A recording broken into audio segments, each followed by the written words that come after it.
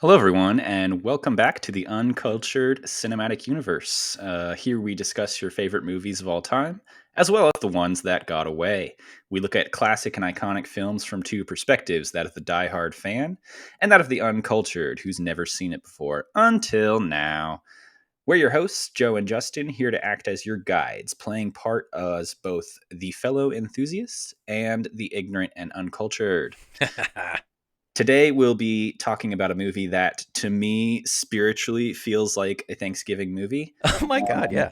it's the 2000 mockumentary film Best in Show. Yay. We're talking dogs. Finally got around to it, man. How have This you not seen this movie? this was fun. I never really got into the mockumentary of it all Hmm. until probably about my initial exposure with The Office and Parks and Rec and things like that.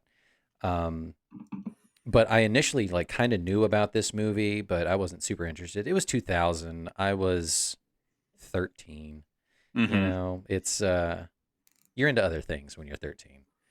If you it's weird because like a lot of the people in this particular movie and kind of in the Christopher Guest cinematic universe Yeah, are yeah. also famous comedians in other like more mainstream comedies, especially around the time period. And thinking specifically about like the American Pie movies, Oh yeah. have like Eugene Levy and Jennifer Coolidge.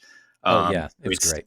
it's kind of interesting to think like, did you fall into more of like an American Pie type experience or a Christopher Guest in the early 2000s? I easily defaulted into the teenage raunch of it all. I loved the American Pie movies growing up, and yeah, at 13, 14 years old, those are the movies that I wanted to watch because like you weren't really supposed to because they were still rated R, I think. Oh yeah. But I think my taste in humor wasn't quite sophisticated enough to appreciate the deadpan, the ridiculous, and the just over the top offbeatness that is this movie. And you weren't. Uh, we're gonna get into this, but like, how long until you were like officially considering yourself a dog person? Oh, so I had dogs growing up, You like did. Okay. every so often. Like I remember got our first real dog when I was like 8. And then like I got another one a year later at 9. So okay, so sidebar, it's not like we kept going through dogs in a nefarious bad way. I wasn't a bad pet owner. We had a new dog every year. They were like fish. Yeah, we lived in South Texas, um, like south of Corpus Christi. It It's took very us. south. It's very south. Um, it's where my mother grew up, and we spent a couple years living there. Um, when I was like 8 and 9 years old, I was there for the '96 Olympics. I do remember watching that in Texas, Yeah. but Fun. yeah. So South Texas, rural, super rural, big open highway kind of thing. So unfortunately, I lost one dog to a highway accident. Ah, Uh, shit. Luckily, I didn't have to see it. My parents had to tell me about it after the fact. And then another dog now, and I'm just now realizing this, that maybe this is probably a tall tale, but one of my other dogs that I had was also pup napped from our backyard. And I don't know What if does that that's true. mean? Just someone came in our backyard and then just took the dog. Oh Uh, wow. but yeah, I had so those two dogs, and I had another one in high school, but I didn't really start getting into dogs until post college. Um, really kind of fell in love with rescue life, Mm. appreciating the less fortunate animals that can't, make it on their own out on the streets. People are assholes or whatever. But that's when I really turned into a dog person. Cut to now, where we're a house full of 3 dogs and an infant, which is bananas. But yeah, that's my journey with dogs. Yeah, this podcast is nothing if not a chance for us to rethink childhood experiences Oh yeah, in a new lens. yep. Sorry in advance. But yeah, I had so much fun with this one. I had zero idea what to expect. My Really? own Yeah, so my only exposure with the Guest-iverse, the Christopher Guest-iverse, which even come to find out wasn't he didn't even do it, but this is Spinal Tap. Hmm. and I watched that like later in high school. Um, it was just like on VH1, I think, one day, and I loved it. I thought it was hilarious. So like that's when my humor kind of started to turn a little bit more from the immature to more of like just the deadpan like ridiculousness. Um, but yeah, so like that was my only exposure to Christopher Guest and everyone else, Michael McKean and everybody that circles this universe that he's put together. Yeah, he definitely has a crew that he tends to work with. This is Spinal Tap is actually the only one I haven't seen. Mm, I've seen like half of Mascots, which is like his newest one from a few years back. That's on like yeah. Netflix, Hmm. but he has a few main ones. So Best in Show in my childhood was the one we kind of like owned growing up. Hmm. So definitely my favorite Guest film. I think it's the one that's probably the most fondly remembered by a lot of people. This is Spinal Sure. Tap, also very popular. Um, Yeah. Waiting for Guffman is hilarious in a crazy way if you ever get the chance to see it. But it's also it's been described as like maybe not as accessible as Best in Show because it's Sure. about this like. Have you ever seen Waiting for Guffman? No.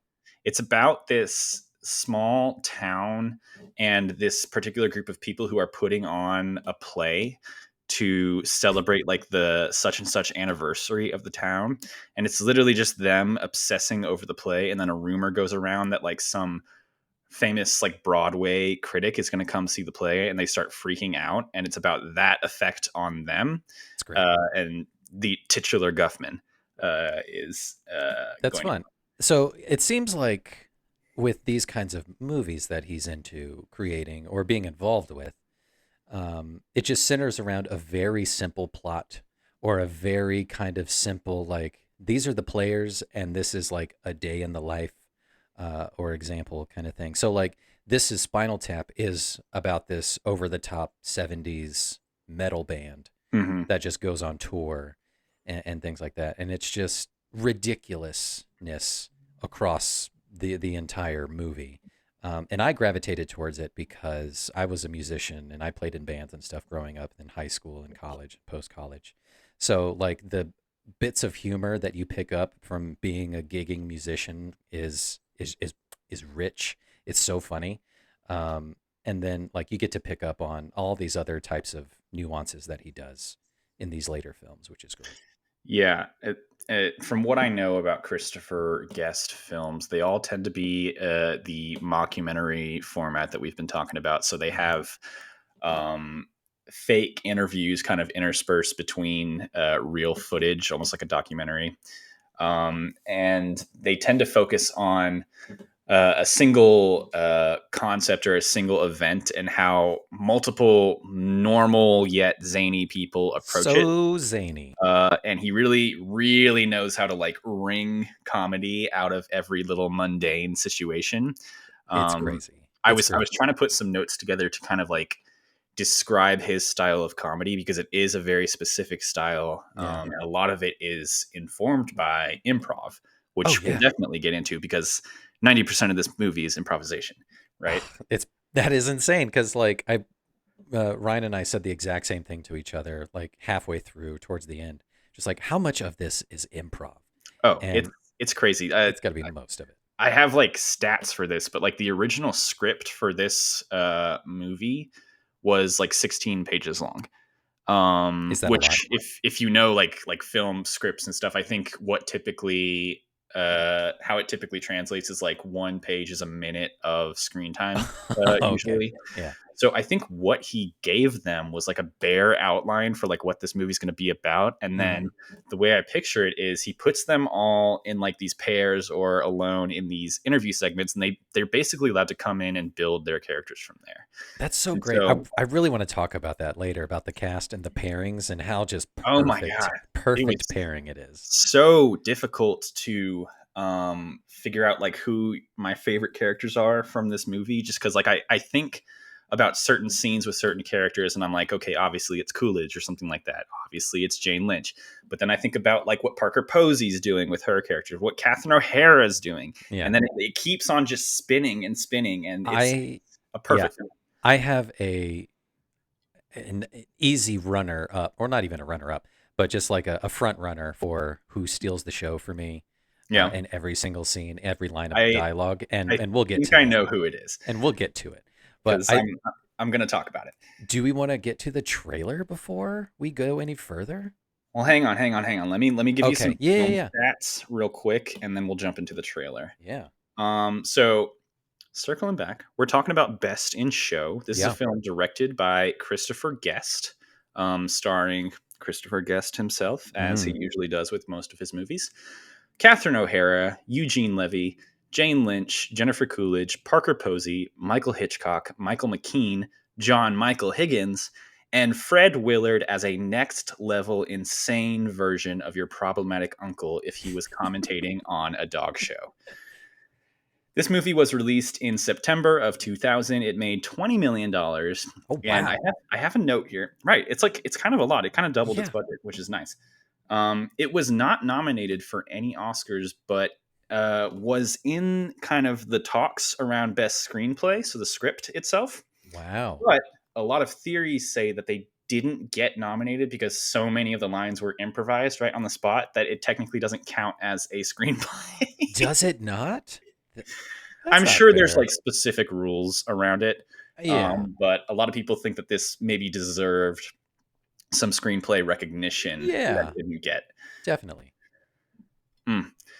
It really is like a masterclass in improvisation. So we'll get into the plot description and all that, but you watch these scenes where they're just kind of interview style, these people playing off of each other, and once you know that there's a lot of improvisation involved, you can really see how they're kind of passing ideas back and forth Oh, between yeah. each other. Uh-huh. And you and I don't do improv, but we definitely know some people who do improv. We're kind of on the periphery of that scene. Shout out Matt Hobbs and Dad's Garage. Matt Hobbs and Dad's Garage, tickets on sale now. And it's very much the idea of like yes and in this movie, Uh-huh. especially Definitely.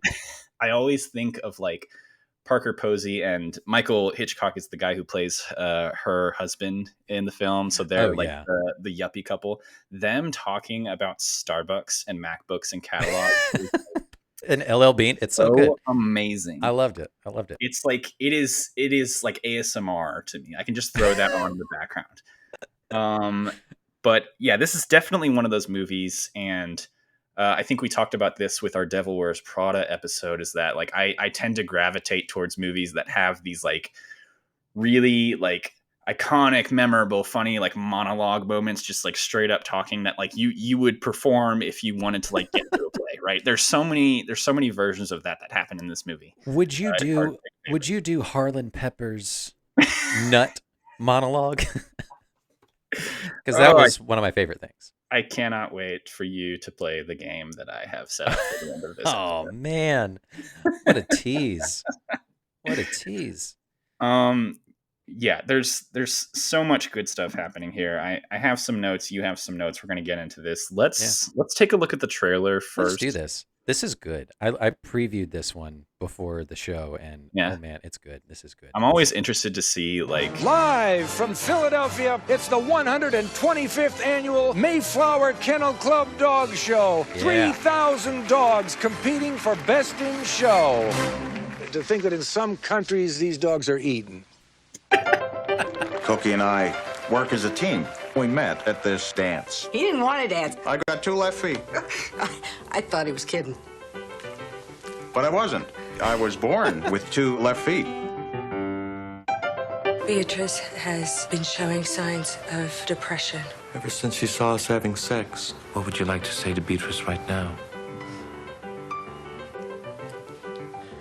I'm sorry you had to see that. I'm sorry. I have to stop it for a second, just because that is so ballsy of an opener to this movie. what is the sex position they're talking about? It was like It's from the Kama downward Sutra. facing cow or something like that. Yeah, and it's just traumatizing the dog. Hilarious. All right, here we go. I've been a hairdresser about 14 years. And I went to a show. I asked my ex-wife, I said, who's that? She says, that's Scott. We got top loin, porterhouse, T-bone. We got everything. So basically, meat. Leslie and I have an amazing relationship. People say, oh, but he's so much older than you. And you know what? I'm the one having to push him away. We both love soup. The bloodhound not only has a great nose, but they can talk. What you doing, bloodhound doggy? And he's saying, I'm ready. That's when you know he's ready for show.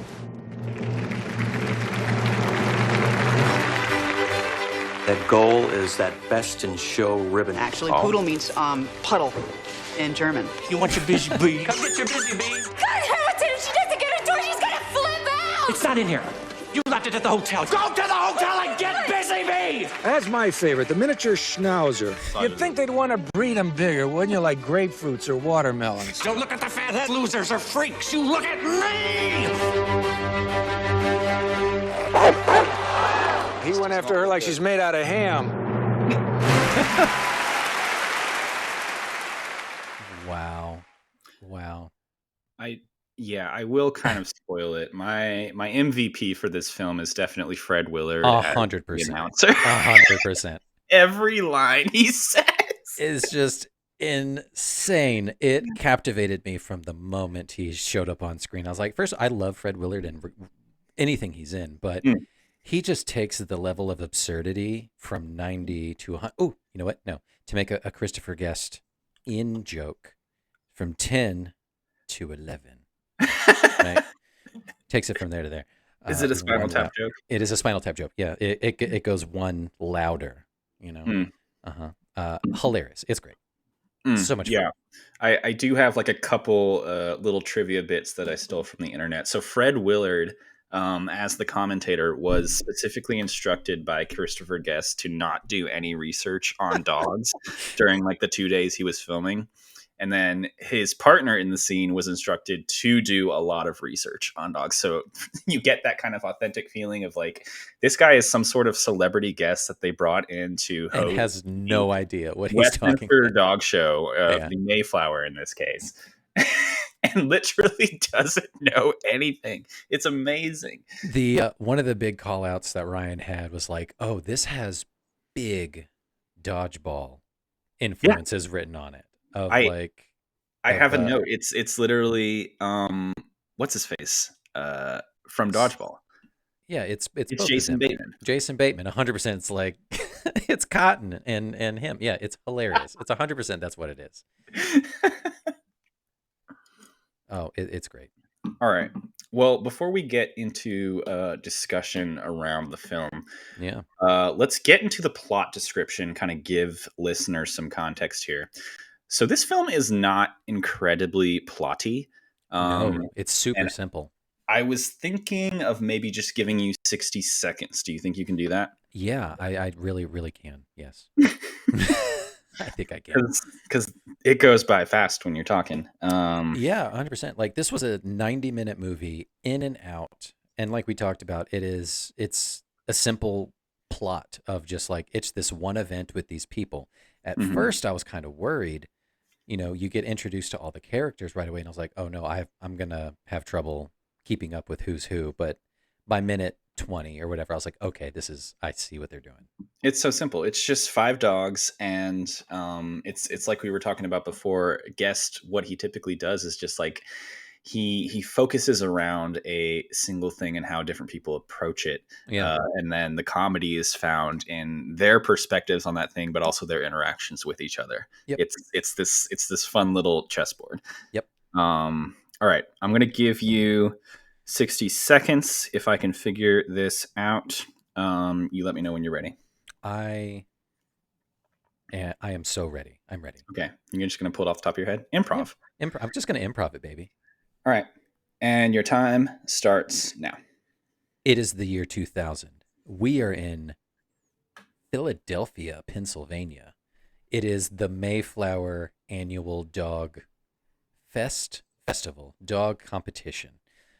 So what we do, we follow this group of silly band of characters. We've got the Flex, we've got Cabot and Cummings, we've got Hall and Peppa, and we have the Swans, and then who else? Oh, it's Stefan and Scott. I just had the names. That's all I got. Stefan and Scott. It's just everybody with all their dogs, varying breeds, and they come in to compete for the Mayflower Dog Show, and hilarity ensues in the mundane. There's a secret lesbian love triangle going on. 10 seconds. There's a guy with 2 left feet, and they pull it out for the win. And Cookie had a secret life as a whore once, who knows? And they win. Oh, Yes. that's perfect. Mhm. Sorry for the listeners who had to hear a timer. It's very good. Yeah, that basically sums it up. So much of the plot of this movie is just people talking and you just realizing more and more about the quirks of these individual folks. So it's 5 dogs. They're all different breeds. They go through individual competitions, and then they all come together, or most of them come together at the end for the Best in Show competition. And it's a movie, I think, about how much people can obsess over small areas of life that you wouldn't even think about as a regular person. It So brings these people joy. Don't knock it. Every scene is about that. So you have each of these dog owners who treat their dogs like people. First of all, is this movie a metaphor for different parenting styles? We can talk about it. Yes. But then you have stuff even like the hotel manager when he has his little scene going through the different cleaning products. Like everyone is kind of a master of their own world in this movie, and it was probably so fun to film all of this and have that improvisational element about what are like the 3 to 5 quirks that you're going to bring to your character and mix them with everyone else's quirk. I want to know who brought to the table. Was it Eugene Levy, or was it Christopher Guest, or even was it Catherine O'Hara who threw out that, like, you know what? This character needs 2 left feet, literally. I'm going to buy 2 pairs of the exact same shoe. I'm going to wear both the left foot, and it's going to pay off later. Don't worry. There's elements of like almost like fantastical stuff in there, because like, how does he have 2 left feet? It's from a birth defect. Like, I've never heard of that. It's so good. I loved that. Okay, so you break it down and you look at each pairing or each dog, essentially, right? So you have the Flex, Jerry and Cookie, and then you got Jennifer Coolidge and Jane Lynch, Sherry and Cabot and Christy Cummings, hilarious name. Christopher Guest is Harlan Pepper, Michael McKean and John Michael Higgins with their Shih Tzu, and Parker Posey and Michael Hitchcock with the Weimaraner. Each one of those couples or each one of those dog owners or whatever has their own like really specific, like super deep, multi-layers underneath the surface of like quirks. So like, yeah, like you said, so Jerry Fleck has 2 left feet. Jane Lynch and Jennifer Coolidge have like a secret love thing going on in the background. She's married to a man who is 2 feet in the grave. Yes, 100%. The oldest man you've ever seen. That guy played Blue in Old School. Same guy. I've never seen it.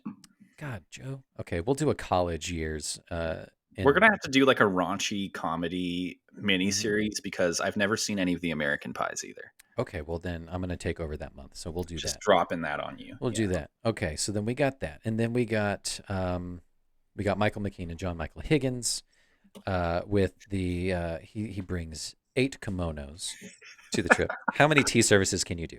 We're going to be in town for 48 hours. Yeah. So 9 kimonos. And then you got Parker Posey and Michael Hitchcock with adults with braces. Like, it's so good. My other bit of trivia here, I'll just drop it in. I actually listened to Parker Posey's autobiography a couple months back. I wish I could remember more about it because she has a whole chapter on the Guest films because she's kind of one of his crew. She's in a bunch of them. But for Best in Show, she got actual braces for this. Like she has braces on throughout the entire production. They are glued to her teeth. Yeah, they're real. They're real. And you can kind of tell. Yeah. Yeah.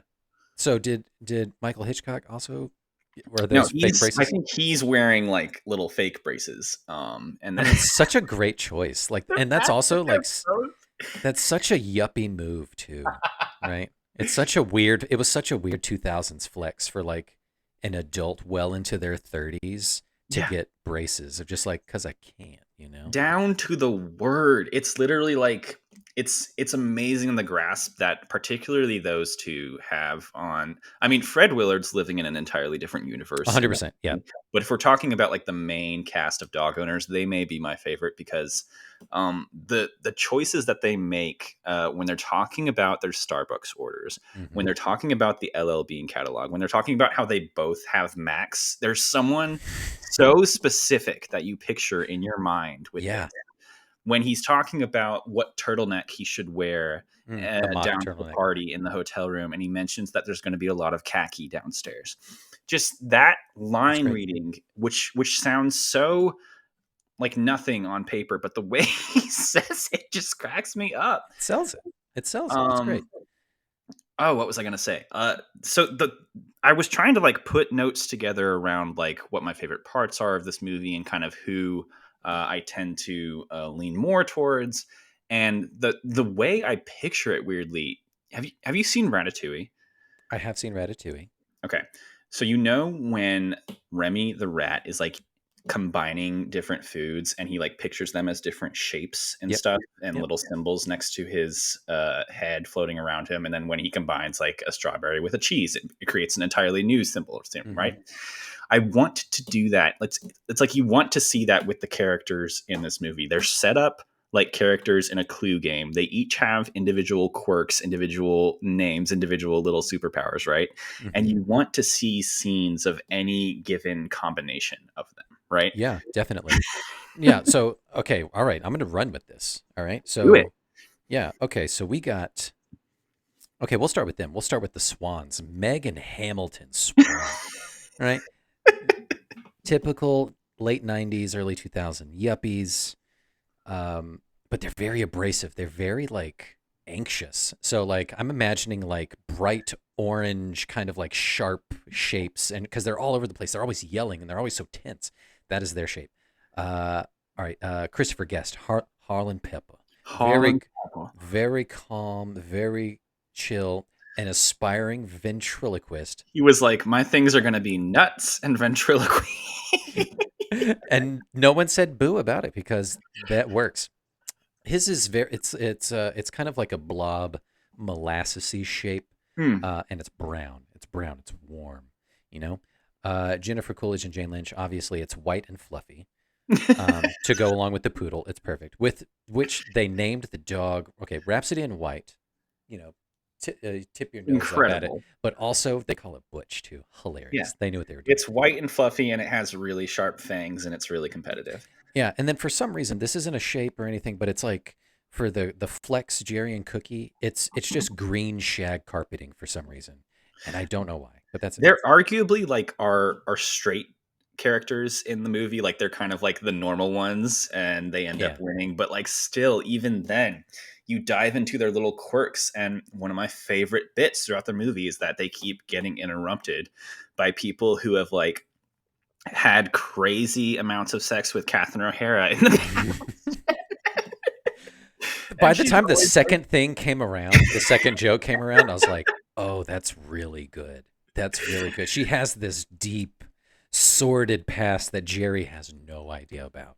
I've seen this movie several times, and one of the moments that surprised me this go around, because I completely forgot that I was in it, is when she's walking the dog out in the Mayflower. It's in their little mini competition for terriers, and the announcer, played by Fred Willard, is like, I recognize that lady.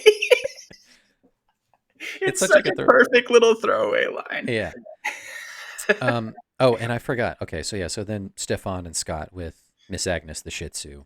I'm kind of picturing just like again, it's fabric. It's just silky leopard print for some reason. Wonderful, friendly, and just too much for any given situation. Right, but if you can pull it off, oh man, it's great. Mm-hmm. Yeah, that was a fun little mini game. Thanks, Joe. Oh, that's so fun. I want you to design all of those out and we'll post them to the Instagram. No. Done. Okay, wait. Before we get too deep into additional notes here, let's have a little cocktail minute. Ooh, So, yeah. as listeners may know, we've kind of developed a tradition here on the UCU of having a movie inspired cocktail as we drink. So just know that as we're talking, Justin and I are always buzzed. Super fucking buzzed. Justin, what is the name of your cocktail and what is in it? Okay, so this is a pit bull. I found it on the web. It is a pit bull. So Okay. it is vodka. It is orange juice. It is lime juice, and filled with lemon lime soda or Sprite, whatever you'd like. I also put in a couple dashes of Angostura bitters just because I was a little bitter that I didn't see any bully breeds in this dog competition, which is fine. And then also a slice of orange in there. Yeah. Would pit bulls are they like a pure breed? Like how does that work? I don't know. So I'm Because I not was sure. asking I was watching this with some folks last night and we were trying to figure out like what dogs would be able to compete in a show like this versus not, and like how the judges actually go about measuring one dog versus another. Like how do you compare a terrier to a poodle? It seems like it has to be purebreds, right? Like it I has to would be think like so. it can't be a mutt of any sort. Sure. Yeah. Anyway, Which is a damn shame. very fun. The pit Yeah, bull. the We'll pit post bull. it. Yep. This drink is actually a cocktail recipe that I found called the Busy Bee. No. Sorry. Wait. It's called the Bee's Knees, and I'm calling it the Busy Busy Bee Bee. Yeah. after the Busy Bee moment from this movie. It is very simple. It's like 1 part gin, 1 part lemon juice, and then a little bit of honey mixed with water to form like a simple syrup with sugar on the rim. So nice. I love it. It's tasty. The Busy Bee was such a neat thing to kind of hold on to for Beatrice the Weimaraner. Like such a strange thing, but I loved it. And the scene at the pet store, her desperation and just sheer disdain for the character for the clerk is great. So that is one of my favorite scenes. If we talk about like this movie being a part of my life growing up and like my background with this movie, there's certain quotable moments in this movie. Where's the Busy Bee being one of them? Like you go get that Busy Bee, and just saying multiple iterations of Busy Bee. Her going to the pet store in a rage and like desperately trying to find a bumblebee toy and then ultimately picking the furthest thing from a bumblebee is so funny. So good. I know the patience of that store clerk is beyond me. Joe, I want to know like the deep connection with this movie. Like why did you choose this movie? You mentioned some of it, like this was one of the movies that you owned, you grew up watching. Like give me some more of those deeper tendrils. Yeah. So this is kind of my connection to the Christopher Guest universe, like we talked about. So we you can kind of consider Christopher Guest as like an alternative form of comedy because it is a lot more improvisational. It's more just observational of little like mundane things around us and finding comedy within those.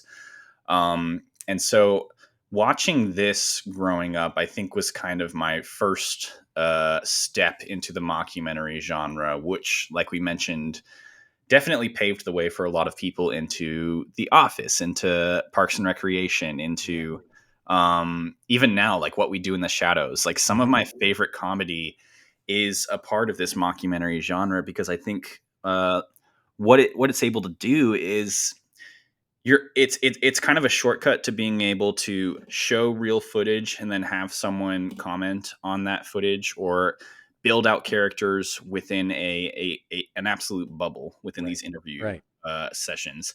And it's probably, I don't want to say easy, but it's a new tool for screenwriters to use because you don't necessarily have to have action happening within the plot. It's really just, it's so intensely dialogue focused. Yeah. And so some of my favorite moments are literally just the way that people constantly are putting their foot in their mouth in these movies, and Yeah. the way that even just saying something different than you would normally hear it, or saying something in like a deadpan style, can create comedy out of almost nothing. Exactly. It's a miraculous little movie. It And it's shouldn't work, and it does. like I mentioned earlier, like it is a style of comedy that I have had to grow into to appreciate.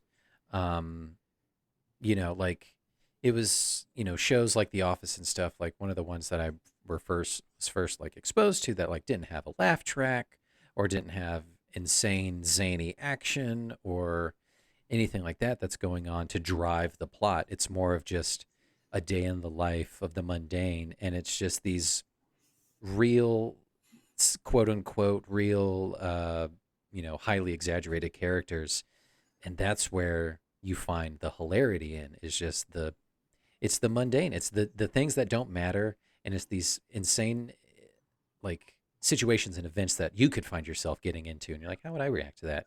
Or if I saw someone acting like an ass like this, how would I The, react to that? It's funny. It's great.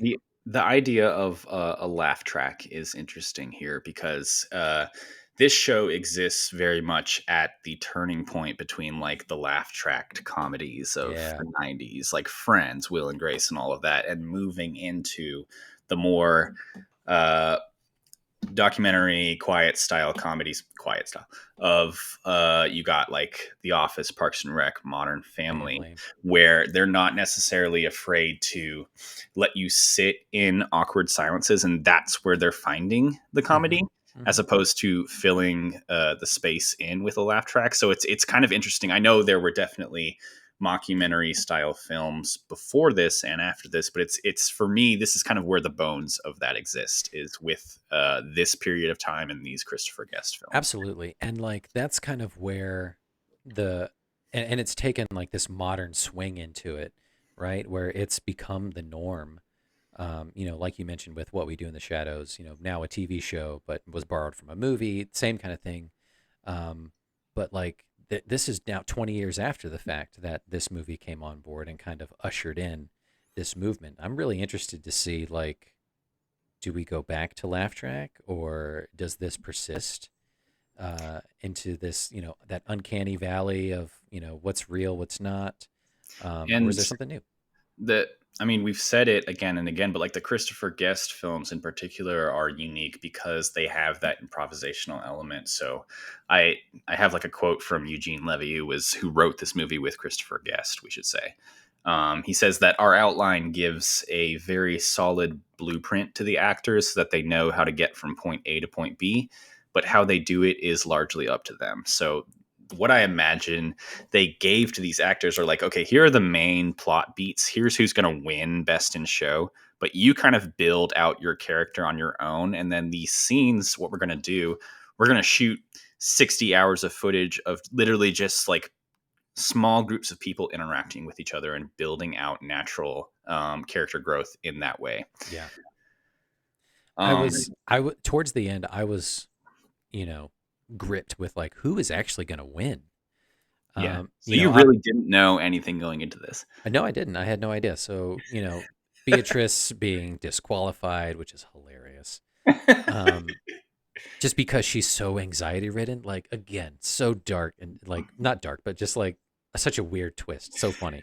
But I thought for sure that the win was either going to go to Winky the Terrier or Hubert the Bloodhound, kind of like the underdogs, the unassuming. I was like, that'd be boring if, Butch the Poodle won 3 years in a row. Oh, yeah, they can't win. And, Stefan and Scott with Miss Agnes, the Shih Tzu, they were too perfect. They were too good. That would have been too easy to give them the win. So I really thought, I was like, it's either going to be Eugene Levy and Catherine O'Hara with Winky, or it's going to be Harlan Pepper and Hubert the Bloodhound. I was like, that's who's going to win. And I was ultimately shocked. I was like, okay, that makes sense. They've kind of been the underdogs throughout the whole story. They're strapped for cash. Jerry's a cuck. And they had to sleep in the utility closet. Like, they had to give the win to them. Yeah, that's another moment that was like largely quoted in my house. Just her saying like, "That's the good card." That went to work. Them not being able to pay for a hotel room. Again, like just like a simple transaction between characters that becomes this like moment of comedic genius. Oh yeah. I have a list here that I have to go through Let's do it. of just like my favorite line readings from the movie that I just want to read out. So like so many genius line readings that were possibly improvised. It's kind of fun to think about like what kind of grew naturally versus what was actually set in the script. So Jennifer Coolidge in her first interview with her and her husband Leslie, talking about like we could not talk or talk forever and still find things to not talk about. Amazing. Who would ever think to say that? Jane Lynch, when she's first introduced and she's talking about like her and Sherry being kind of the parents for this dog and their different styles of parenting. And she's talking about like, my mom was there for unconditional love and it worked for my family until she committed suicide in 81. It's so dark, but I burst out laughing every time. It's so good. And then the way he just leaves the camera on them for like a half a second too long. Again, the Meg and Hamilton first interaction where they're talking about how they met, and she ends with just like, we are so lucky to have been raised amongst catalogs. It just evokes almost like a taste in your mouth of who these people are. So I was watching this movie with my boyfriend and our neighbor last night in our living room. And we kept on commenting about like, we know these people, like we've seen these people out and about in the real world. It's these wacky folks who are very heightened, but they definitely have characteristics that in people in your own circle. Oh, definitely. Like one of my favorite things, the lines that when they're talking about Starbucks and the catalogs or whatever, that I bust out laughing, was Hamilton saying like, I remember what I was drinking when I met you. It was a grande espresso. That's right. And I thought that was really sexy. It's just, how is that sexy? But it's great. It's just everything they say is like so like advertised towards them, and it's all like brand names that they're using. It's incredible. But I also have like a separate section for just Fred Willard line readings because he does take the cake in my opinion. 100%. I'm sure when he was in front of camera, he was having a great time. So we heard in the trailer, to think in some countries these dogs are eaten. Him just like commenting on this dog show. Him talking with who is it, Bob Balaban, kind of the Mayflower owner, about how Columbus was on the Mayflower and that they landed in Philadelphia. It's the little known fact. Columbus actually set foot somewhere down in the West Indies. Little known fact. And then, of course, like him asking the other commentator to guess how much he can bench press. It evokes such a like visceral thought in your mind of like, everyone knows who this character is. Yeah, what did you say at the top? It was just like your drunk uncle who definitely shouldn't be saying that. Uncle. Yeah, 100%. They just gave this guy a microphone, and they, why wouldn't they cut the camera away from him? He's just a guy's guy, and he's commenting on this slightly fancier world of dog showing, and just giving his takes. I would love a spin-off, a prequel of Fred Willard's character Buck and how he ended up there. Other commenting on other competition shows that he should not be a part of. And it's so fun to think about like the Christopher Guest universe as a whole and how a lot of these characters get shuffled around through movies. So like in Best in Show, you have very clear pairings or groupings of characters throughout. You have like Catherine O'Hara and Eugene Levy together. You have Jennifer Coolidge and Jane Lynch. But then you have a movie like Waiting for Guffman, where Fred Willard is actually married to Catherine O'Hara in that movie, and they're these folks who live in this small town, but they take theater way too seriously, and so they audition for every single show at this local theater production. And then Christopher Guest, who plays Harlan Pepper in this movie, plays the craziest character in Waiting for Guffman. He plays the director of the play, who claims to have a wife, but he's the gayest character you've ever seen in your entire life, and he wears like jinkos the entire time. So he's got like these really wide jeans. It's kind of incredible. And it was probably, I mean, I can't speak to how movies are made, but this is probably such a fun way to do things. Absolutely. Just letting yourself go, building off of the energy of whoever your scene partner is, and just finding the comedy therein. Yeah. Like, I'd be curious too of just like the sequence of events of just how do you film this if it's improv? Like, how do you keep track of, you know, the story beats that you've already filmed or that you haven't filmed yet that you want to kind of keep it going. Even for like the 2 left feet things, like how much of that could have been improv because the camera pans down and he has 2 left feet on his feet. So like that must have been written down at some point. It had to have been written down. And then they're like, oh, wait, that'll pay off later when he has to show the dog. And the commentator says, no, wait a minute. It looks like that guy has 2 left feet.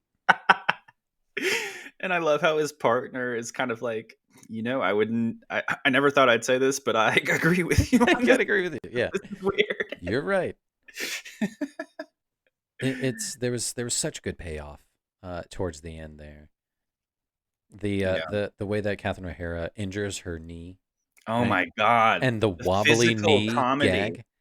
Literally, like how do you do that? The way she like completely swings her knee out with every single step is amazing. That's an actual real injury waiting to happen, but hats off to her. That's why she's a professional and we're not.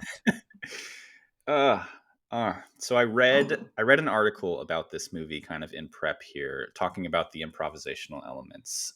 It was from Slash Film. Look it up. We'll cite it correctly. So Best in Show contains several interview segments wherein the owners and handlers talk directly into the camera with each other and about each other. These conversations are meant to enhance their characters, but it also provides a deeper appreciation to the craft of improv because of the effortless way that they bounce off of each other while continuing the story. There's a partnership and willingness to build off of their co-stars, which compound the comedic elements. Yep. Parker Posey, a frequent collaborator with Guest, describes improv like jazz. Everyone is a different instrument and adds a different element. Guest is very much a maestro. Yeah.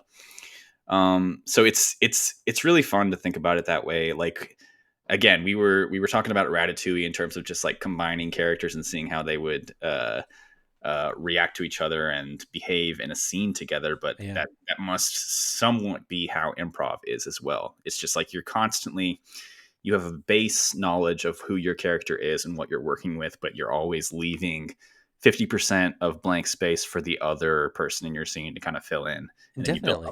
Yeah. I mean, it 100% kind of pertains to you played Dungeons and Dragons, so you understand how it is. You have your character sheet and you have your backstory and that kind of stuff, and how it pertains to how are you going to interact when you come upon this interaction or you meet this kind of person. I imagine it's largely how it is. I imagine each person has a character sheet and they're like, these are my truths of being Hamilton Swan. This is how I play off of it. It literally is that. So I do play Dungeons and Dragons with a group, and you can never think of Dungeons and Dragons as like a board game because it doesn't make any sense at all. What it is so much more is just an improv activity. Yeah. Because you're literally just building a story with some general directions from your dungeon master guy. You have, like you're saying, the set of bullet points, like these are my character's stats. This is how I would react to certain situations. But when it comes to actually talking and acting in character, it is all on you just to figure out, like, putting myself into this scene and what am I bringing to the table that isn't too overpowering that I'm going to just like set the world on fire and like completely ruin everyone else's day, but also what am I bringing to the table that is going to be impactful enough to move this story forward? Yep. Couple of points here. So I want to bring up again the person that we shouted out at the top, Matt Hobbs, who's brought you such hits such as Puppy Songs, frequent collaborator with Dad's Garage Improv Theater here in Atlanta. So for those of you who don't know Joe and I personally, which I imagine most of you don't, shout out to Brussels again. Shout out to Brussels all the We time. love Brussels. Joe and I used to work together with Matt Hobbs from Puppy Songs at Puppy Songs, www.puppysongs.com.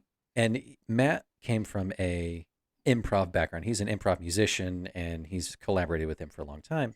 And when we all worked together, he encouraged all of us, the team, to kind of think and even participate in improv type activities to make us better collaborators with each other in a professional world. And it 100% plays out.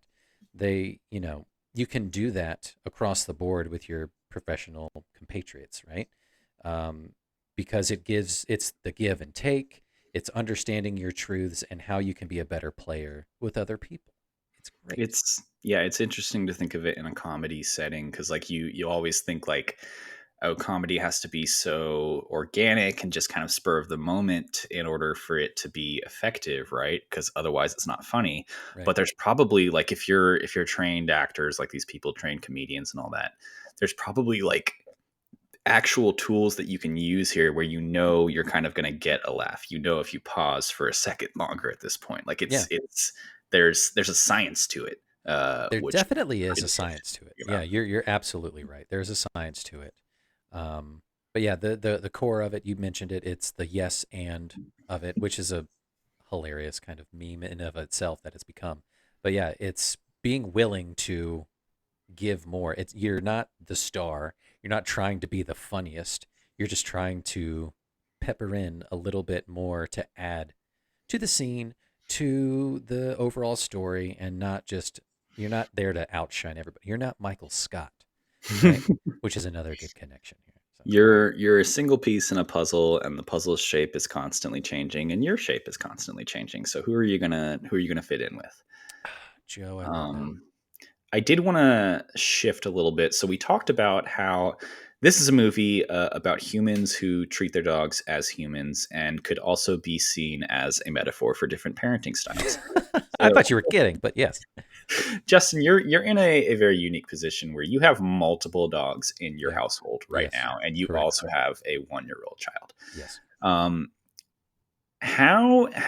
We're going to switch to interview mode right now. Ooh. How have you found dog parenting to be different or the same as human parenting? And do you recognize any of these tropes from these dog people in Best in Show, just in the dog community at large that you've been a part of? In the capital D dog communities, capital C. No, this is actually a really great question. So the first example that jumps out to me is Beatrice the Weimaraner. And that's the opener of the movie, and you see what happens later. But her parents, Meg and Hamilton, are high strung. Therefore, the dog is high strung. Therefore, the dog can't perform and loses the competition or gets disqualified. That's a big thing that Ryan and I practice as parents, both to dogs and to a baby, is, dogs and humans alike pick up on your vibe. Mm-hmm. If you're anxious and you're worried and you're kind of uptight and high strung or whatever, the dog or the baby is going to kind of like look to you and be like, oh, should I be worried too?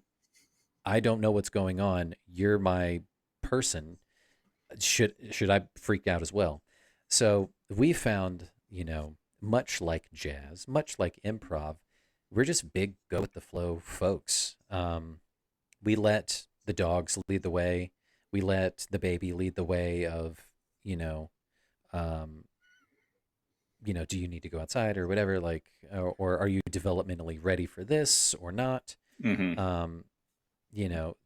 it's kind of modern parenting a little bit. You don't, force the baby or you force the dog to kind of like cater to your life, your structure, your whatever, because they don't know any better. They didn't ask to be here. They either came in off the street or they're fresh to this world. They don't know what the hell's going on. So you kind of like let them lead the way a little bit and be flexible. And that's the main kind of thing that we do is we are flexible parents to dogs and to this baby. Oh, Yeah, like you can't expect, you know, the world out of these small creatures who have no idea what they're doing because they can't communicate with you yet. Either dogs, with the robot helmet or whatever to kind of speak to you through telepathy, or babies who haven't developed speech patterns yet. You just have to be flexible. you have to leave the door open for them to go down a variety of different paths. It sounds like Exactly. Yes. this movie is very much like a a more modern version of that scene in the 101 Dalmatians cartoon where he's looking out the window and he sees different dogs and their owners, and they all look exactly alike. They And really they're do. all behaving the same. Mhm. So it's very much like your dog is a reflection of you and vice versa. So going off of what you said, it kind of makes sense that Winky, the terrier, ends up winning the show because he seems to have the healthiest relationship with his owners. I mean, Harlan Pepper and the Bloodhound are totally fine, but he's maybe too young for the competition. He was 2 years old. He's just a baby. He don't know He's just yet. a baby. He's just a baby. And it seems like Harlan's maybe just more wanting to do ventriloquism anyway. That's where his true passion lies, is ventriloquism. But yeah, like looking at the rest of like the parenting styles, the cotillion style, the boarding school of Rhapsody in White. You get a trainer of the best to come in and get you to stardom. All that kind of stuff is very hands off. And of course you win a little bit, but the second you fall off the horse, your parents open up a bitch magazine. And it's really weird. And then you get the very like show parents, the very showy, the very hands-on parents of Stefan and Scott who, do a photo shoot, this insane photo shoot with their dog Miss Agnes. Like it's crazy. But yeah, like you said, the most grounded and the most real, like you said, are Jerry and Cookie Fleck. Even though Cookie's got her skeletons in the closet, there's hundreds of skeletons in her closet, right?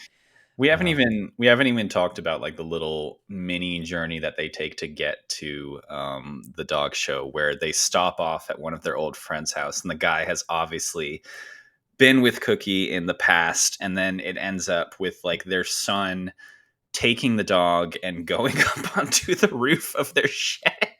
And the guy is like a trained hostage negotiator. He freaks out on him.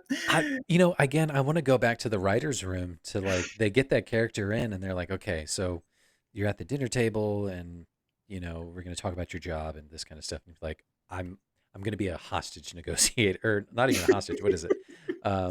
Just a master negotiator. He talks people down. And yeah. But here's the secret. They all jump. Like, what the fuck?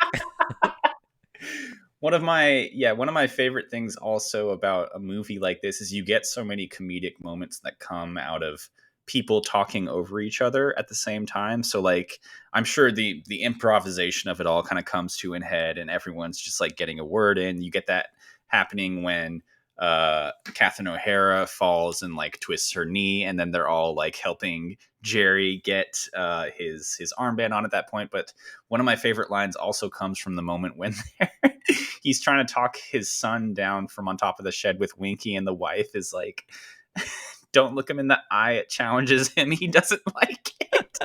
And it's kind of a throwaway line that you hear in tandem with three other people talking. So it's amazing how much this movie is about the comedy that comes from people interacting with each other, and not just what they're saying, but the way they're saying it and in what context. It's this movie is kind of a very much a case study in how comedy can come from different areas that are kind of unexpected. Definitely. Yeah. So many fun So things. many things. I did want to touch on before we kind of get into the game section of our episode. Um, it it has to be mentioned that like so many of these actors within the guest crew are still seeing, if not the same level, but like even more comedic success today, compared to where they were 20 years ago when this movie came out, which kind of reinforces the idea like this crew is very much really well in tuned with what kind of goes into the idea of comedy, whether it be like film or television, and how much that has kind of lived on throughout each of their careers. So obviously, like we're in the middle of like the Jennifer Coolidge renaissance. I don't know if you were aware. I am aware. So she's in multiple shows. She just won an Emmy. She's Good in the for White her. Lotus. I know. Yeah. Exactly. It's everyone on earth is saying like long overdue for Jennifer Coolidge, right? Love that. Love that for her. Eugene and Catherine obviously are on Schitt's Creek, one of my favorite shows of all time at this point. They had their huge Emmy moment a couple years back. It's so fun to kind of see them as a pairing that came out of this. I feel like the guest films are so much about like pairings of individual personalities and kind of like how this ingredient plus this ingredient makes more than the sum of its parts and all of that. And it's cool to see how something like that has evolved beyond and kind of lived beyond these films. Yeah, like knowing what I know with the characters that I saw in the movie, like compared with my previous knowledge. So I had no idea about this movie, who was in it, and all that. Like I remember seeing the trailer probably in the early 2000s or whatever, but I never saw it just because. But I knew it was about dogs in some form or fashion. I think there's a dog competition, but I'm not sure. And I knew that Eugene Levy was in it. And at that point, my only connection to the Eugene Levy was the American Pie movies, which came out a little bit later, or the year previous. I think it was 99 when the first one came out. So that was my only connection to it. So when the movie started last night, I was so surprised by just the cast of characters, but then I shouldn't have been because, the Christopher Guest of it all, so I was really pleasantly surprised to see Eugene Levy and Catherine O'Hara together because also I've seen Schitt's Creek as well. And it's fun to kind of see that they kind of play off each other the same way 20 years earlier, which is super great. It's fun to see the evolution of Catherine O'Hara. Like she's been great forever, but you see like Kevin's mom in Home Alone, and then you see her throughout the Christopher Guest films where she's slowly getting weirder and weirder until she becomes the most heightened character of all time in Moira Rose, right? Like what a career to have. Moira is like the pinnacle of all of her previous characters bubbled up, the Beetlejuice and Christopher Guest and Home Alone, and even her previous experience from Second City and all that kind of stuff bubbled up into like this perfect mega unit that is Moira Rose. Like we talk about like acting capital A, acting capital C choices on this episode. Like, oh my God, the choices that go into that character on Schitt's Creek. You would never imagine in a million years what she's doing when she does it. Oh, I know. And it comes from just extensive experience. Like a person out the gate who watches that show or whatever and wants to get into comedy or wants to try their hand at improv comedy or anything like that. Like you can't get that seasoned, perfect type of hilarity out the gate. That is from decades of experience that she's gotten to get to that pitch perfect level. And it is really remarkable. It is great to see like the success stories that each of them have become. I mean, you got like Jane Lynch on Glee. You got even like Michael McKean. I know is like huge on Better Call Saul, even though I've never seen that show. I think a lot of people love his character there. Again, I just read Parker Posey's autobiography. She's on a couple shows right now. I love anything Parker Posey's in. I think she's like a fascinating screen presence. Yeah. She's just so fun to look at. And then Fred Willard, Fred Willard, R.I.P. He actually died a couple years back. Yeah, but everything he was in is just in stitches. He's just such a positive a positive presence on screen. Yeah. I don't ever want to see Fred Willard as a villain in anything, although I'm sure he'd be great. He would be great, but it would be in like a comedic sense. But yeah, like the same thing. Like you don't want to see Tom Hanks as like a bad guy. It's He like, oh famously doesn't do great as a bad guy. yeah. Yeah, the last note I had before we get into this game I've prepared for you. You got to give it up for the dog actors as well. So all of the Yeah. dogs in this film, the five main ones. So you have the Weimaraner, you have the Poodle, you have Winky the Terrier, you have the Bloodhound, and then you have the Shih Tzu. All of them were like former uh, show winners, essentially, in different types of dog shows. It's amazing. Which I read, which is kind of where you see that level of comfort coming from. Yeah. Them kind of going around this arena. They had to build this entire arena because no dog show would let them use their own. So a lot of this is like there's kind of a secret little balance behind the scenes between like it's so improvisational and loose in front of the camera, but behind the scenes, so much work actually went into developing this film and so much research and stuff to make sure that they got these dog handlers and dog breeds correct. Yeah. That's really so good. Really cool. Very much a success story. Being a a quote unquote dog person, loving rescue, respecting the creatures and all that kind of stuff. I was, I trust at the end, the Humane Society was involved and no dogs were harmed in the making of this movie, of course. But, at certain points, it's, you see Parker Posey and Michael Hitchcock just like yelling at each other. Oh, just the Weimaraner in particular. It's just like that poor dog deserves an award of some sort. Yeah, but hilarious. And you have to end. I love how they bookend this movie where they have that therapy discussion where at first at the start of the movie they're concerned that the Weimaraner is anxious because she saw them having sex, and then at the end they've gotten rid of the Weimaraner and they have this pug that's humping the guy's leg and they're so much happier. It's ridiculous. I love it though. Horrible dog people. So terrible people. Glad they lost. I'm glad they got disqualified. All right. Let me get you into this game, and then we'll talk about kind of final thoughts on Best in Show. Yeah. So you know what's coming.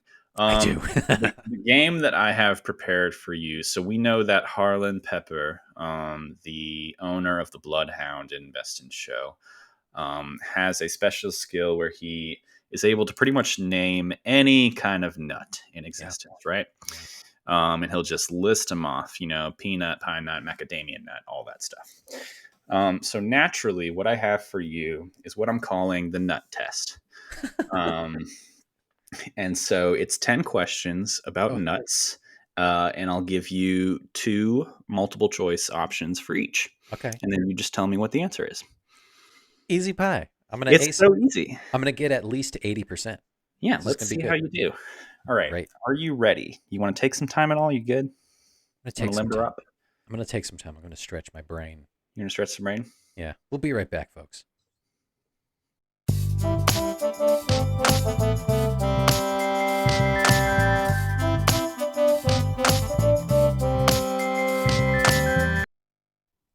You know what? I don't even need the whole time. You don't need the mental Pilates. Okay. I feel like I know. Joe, I feel like I know my nuts. So you know your nuts? I know my nuts. Yeah, we'll see. All right. Okay, so 10 questions about nuts, starting with number 1. Are you ready? I'm ready. Which nut counts for 2/3 of all nut consumption? Is it the peanut or the almond? It's the almond because peanut is not a nut. That is incorrect. It's the peanut. Damn it. It's a legume. It doesn't count. Not doing great so far. This answer that I got from the internet says that you are wrong. The internet says you're wrong. You get a W for wrong on that one.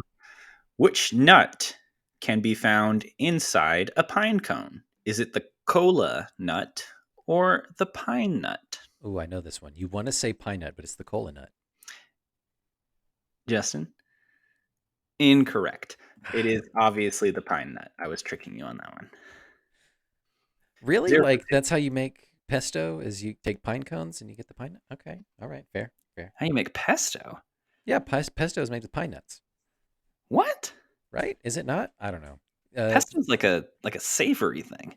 Yeah, pesto, right? I don't know. Chefs who listen to the show, call in next time or hit us up. Chefs, email us and let us know your thoughts here. You know what? And we'll Hit us up on Instagram at we'll settle UCU this on Podcast. Instagram At at UCU UCU Podcast. Podcast. Yes, baby. Let's say it at the same time one more time. Okay, yep.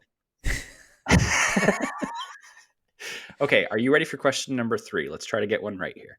Okay. Which nut was contained in the original recipe for Coca-Cola? Is it the cola nut or the chestnut? It's the chestnut. Justin, you got to stop falling for these. It's the cola nut. Wrong. It's not fair. I'm not a good test taker. 0 for 3. 0 for 3. All right. It's all right. It's all right. You can still get 70%. Okay, are you ready for question number 4? Give me 4. Give me 4. Which of these nuts is a real nut?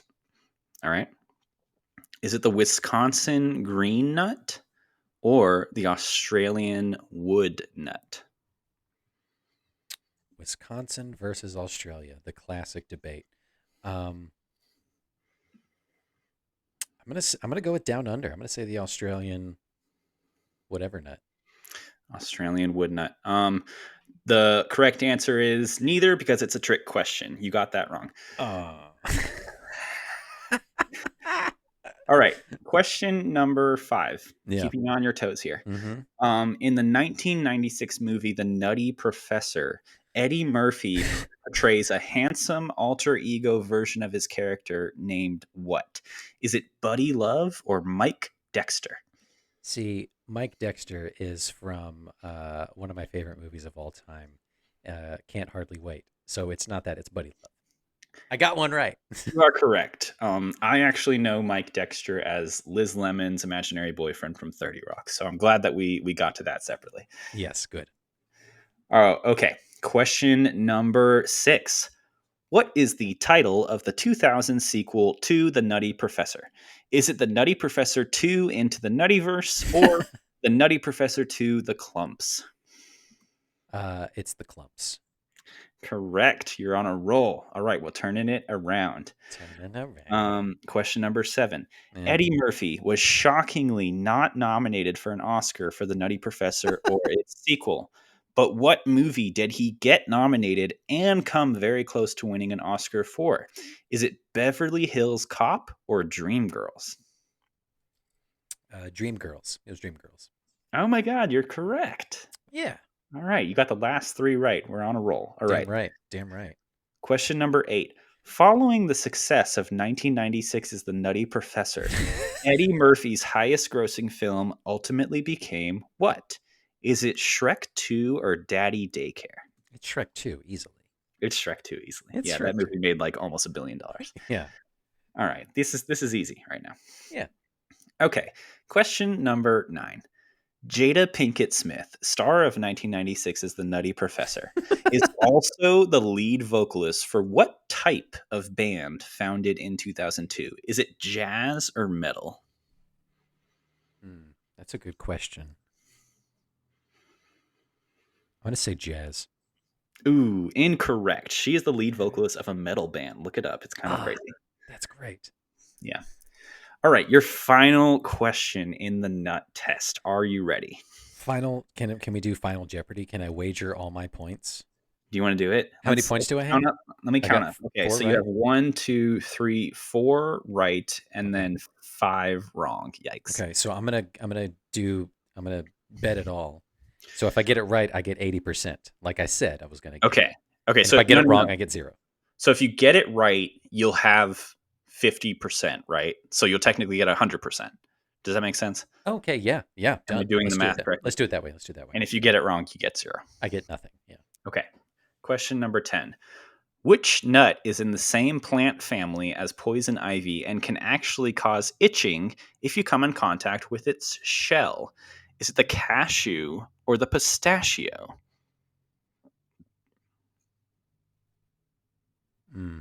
Cashew or pistachio, which one can make you itchy if you touch the shell? Cashew. Okay. I don't even know what the shell looks like for a cashew. I know what the shell looks like for a pistachio, and those are pretty readily available. And no, I'm gonna say cashew. Say cashew. It's cashew. Is that your final answer? That's my final answer. Cashew. Justin, you followed the correct logic there. It is cashew because they never sell it with the shell. Yes. You goddamn right they don't. So you technically got 100% on this quiz because of our double Jeopardy rule. I love it. Congratulations on acing the nut test. I feel so good. I feel vindicated. Yeah. In my nut knowledge. So. Oh. This is great. So two things fell out of that. One, you mentioned like teen raunch and all that kind of stuff. Have you seen Can't Hardly Wait? I haven't. All right, that one's going on the list for later in the year. That was one of my first movies that I saw in theater by myself with a date. Oh my goodness! Even though like not really about that, not really because I was in 5th grade, but whatever. And then Jada Pinkett being in Scream 2, we still need to watch that. We still need to watch Scream 2 together. I know, I still haven't. It's great. But yeah, that was fun. Joe, well done for that game. Thank you. All right. Well, that kind of concludes our episode on Best in Show. Justin, I am so glad I was the one who was able to show this to you. Any final thoughts on the film? Final thoughts. Being now like a mature, comedy appreciator, aficionado, whatever you want to call it. Mm-hmm. This is definitely going up there of, top tier comedies for me. Like I mentioned, I'd seen This Is Spinal Tap before, so now I can kind of draw the connection between the Guest-iverse and like this, like we were talking about, this paves the way for the early 2000s up to now of just the mockumentary style and perfecting it and popularizing it. So, yeah, I had a really fun time with this. The cast of characters were incredibly offbeat and bonkers, but they perfectly played against each other and with each other. And like you said, this is a masterclass in improv, and I can totally appreciate that because of my exposure and immediate parallelogramness to it. We're very improv adjacent. Yeah, absolutely. We talked last month in our last episode around like the different styles of horror and how there's many different subgenres within the genre of horror, and it's the same for comedy, I would think. But this movie, I would say, makes my top 10 comedy list. It's great. It paid off in a long way. It started off on a weird foot. I wasn't sure what to expect, but once the gas got rolling after 10 minutes or whatever, I was like, okay, I see what they're doing, and this is incredible. Yeah, and I can't explain it, but there's a Macy's Day Parade vibe to this that just gives it a Thanksgiving aura. Like, I looked it up. The Westminster Dog Show takes place in like the summer. Like it's not a Thanksgiving event at all. But this always feels like a Thanksgiving movie to me. So it's very fitting that we're talking about it in the month of November. It definitely is. And I was curious to see what the connection was. But now it makes sense because you're right. It feels like sweaters. It feels like an LL Bean mock turtleneck fit for Hamilton Swan. And it's cozy. It feels like the concept of turkey. Yes. It's a little dry, Alrighty. Well, Justin, thank you for accompanying me on this journey. This has been the Uncultured Cinematic Universe with Joe and Justin. Yep. Feel free to follow us on Instagram at UCU Podcast.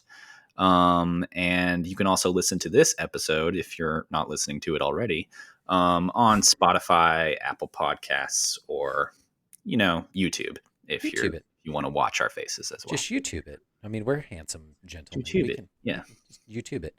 Yeah, this is great. I'm looking forward to seeing what else we can squeak out in the month of November. Otherwise, we're just going to dive right into Christmas season, and we'll see what we can talk about there. Christmas miniseries is going to get kind of insane. I can't wait. Appreciate it, Joe. I love you as always. This was so much fun. Catch you guys later. Bye. Bye.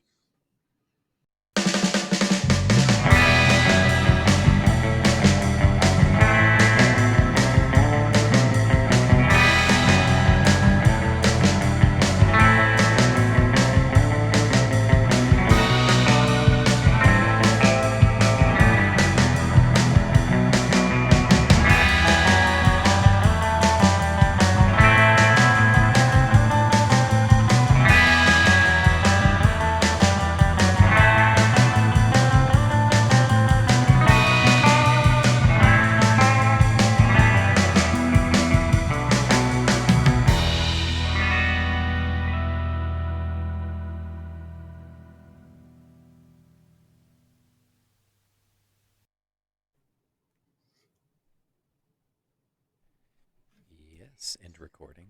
Yes, end recording.